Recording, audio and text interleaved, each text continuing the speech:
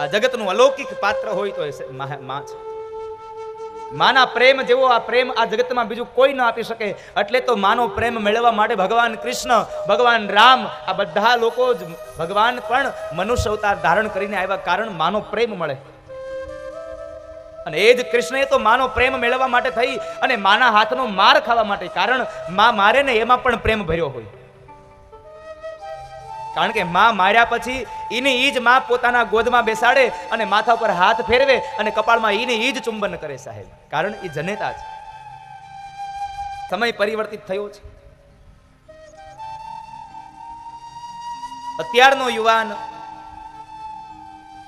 પત્ની મળી જાય, સારી નોકરી મળી જાય, સારું સંતાન મળી જાય એટલે પછી મા બાપને ભૂલી જાય છે. મા બાપ ભૂલાઈ જાય છે.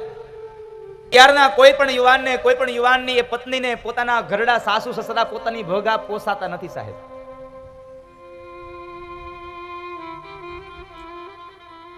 ઘરડા મા બાપ ગામડે હોય અને પોતે શહેરમાં બંગલામાં હોય સાહેબ.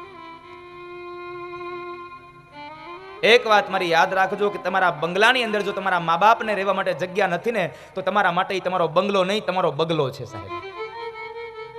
તમારો બંગલો નહીં, તમારો બગલો થઈ જશે.